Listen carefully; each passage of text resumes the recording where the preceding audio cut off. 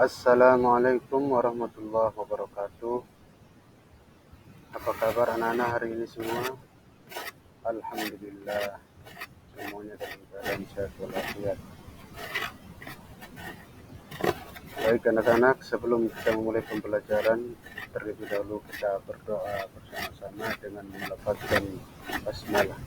Bismillahirrahmanirrahim. Sebelum Bapak melanjutkan pembelajaran, Bapak absen terlebih dahulu. Apakah hari ini anak-anak masuk semua atau ada yang tidak masuk? Alhamdulillah semuanya masuk semua ya. Baik anak-anak sekalian, pembelajaran kita kedua kali ini adalah masih tentang konsep fikih.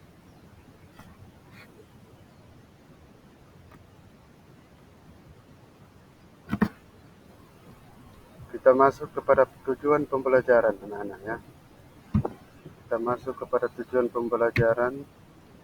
Yang pertama adalah kita menganalisis pengertian pengurusan jenazah sebagai bentuk ibadah sosial dan berdimensi ukhrawi. Yang kedua, tujuan pembelajaran menganalisis tata cara pengurusan jenazah. Anak-anak sekalian, pengertian pengurusan jenazah dalam bahasa Arab, dalam bahasa pengurusan jenazah diartikan sebagai seseorang yang telah meninggal dunia dan diletakkan dalam sungai. Pengurusan jenazah adalah perbuatan-perbuatan seorang muslim terhadap seorang muslim lain yang meninggal yang meliputi memandikan, mengafani, menyolati, dan menguburkan. Kemudian hukum pelaksanaan pengurusan jenazah ini adalah fardu kifayah. Anak-anak sekalian yang Bapak banggakan, dasar daripada hukum pengurusan jenazah itu hadis Rasulullah Sallallahu Alaihi Wasallam yang artinya barang siapa yang menyaksikan jenazah sampai ia menyolatkannya, maka baginya satu qirat. Lalu barang siapa yang menyaksikan jenazah hingga dimakamkan, maka baginya dua qirat. Ada yang bertanya, apa yang dimaksud dua qirat itu ya Rasulullah? Rasulullah Sallallahu Alaihi Wasallam menjawab, dua qirat itu semisal dua gunung yang besar. Hadis riwayat Bukhari dan Muslim. Anak-anakku sekalian, kemudian tata cara pengurusan jenazah yang pertama adalah memandikan, yang kedua adalah mengafani. Memandikan, cara memandikan jenazah itu adalah melaksanakannya di tempat yang tertutup, tidak boleh terlihat oleh orang lain, tidak ada yang hadir selain yang ikut memandikan atau yang membantunya terhadap jenazah yang dinilai syahid, keadaannya tidak dianjurkan untuk dimandikan. Anak-anakku sekalian, tata cara pengurusan jenazah yang kedua adalah mengafani.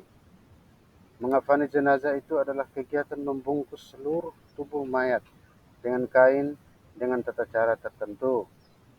Perlengkapan yang diperlukan itu untuk mengafani jenazah adalah kain. Untuk mengafani secukupnya, diutamakan yang berwarna putih. Yang kedua, kain kafan untuk jenazah laki-laki adalah sebanyak 3 lembar, sedangkan untuk perempuan sebanyak 5 lembar kain. Untuk meletakkan kain, memanjang searah tubuhnya di atas tali-tali yang disediakan.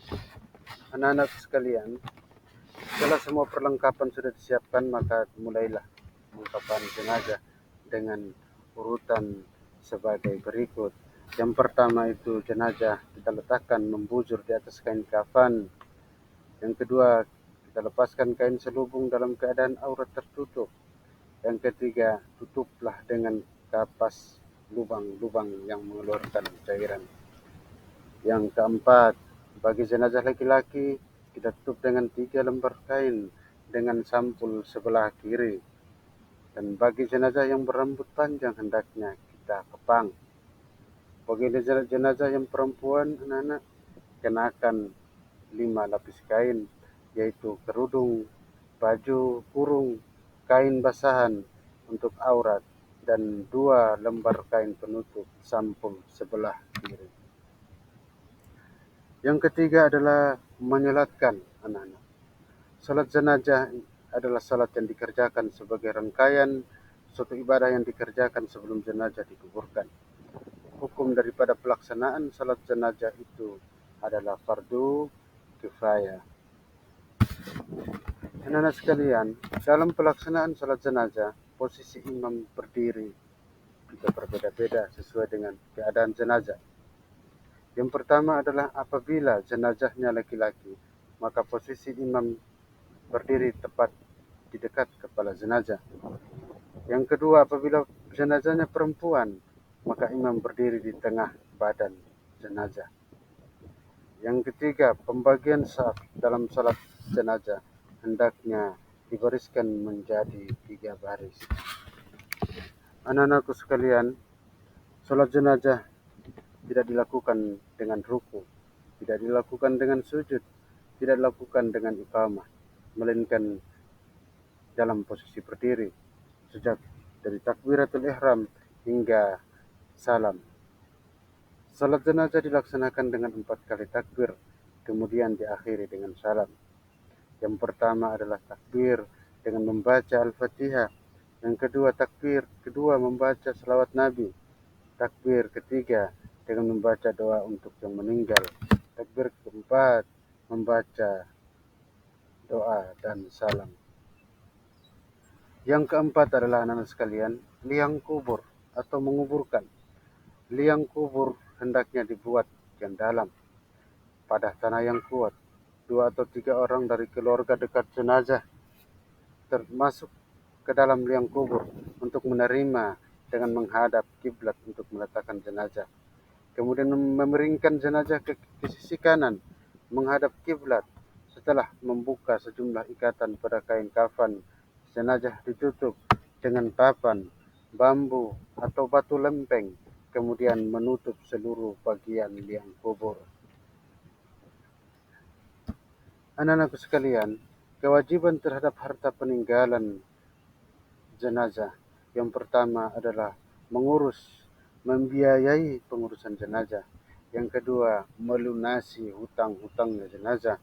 Yang ketiga, memenuhi dan melaksanakan wasiat. Yang keempat, membagi harta waris kepada ahli waris yang berhak. Hikmah dari penyelenggaraan jenazah yang pertama itu adalah merupakan manifestasi dari perasaan ukhuwah Islamiyah. Yang kedua, untuk mewujudkan ketinggian agama Islam. Yang ketiga, lebih mempertegas ajaran Islam tentang persamaan kedudukan manusia di hadapan Allah. Dan yang keempat, menyadarkan diri akan kenyataan bahwa setiap manusia akan mengalami kematian. Anak-anakku sekalian, materi yang kedua ini Bapak cukupkan sekian. Sebelum Bapak tutup, marilah kita sama-sama melafadzkan menutup kegiatan pembelajaran kita yang kedua ini dengan melafadzkan hamdalah. Dipersilakan. Alhamdulillahirabbil alamin. Terima kasih. Billahi taufiq wal hidayah. Wassalamualaikum warahmatullahi wabarakatuh.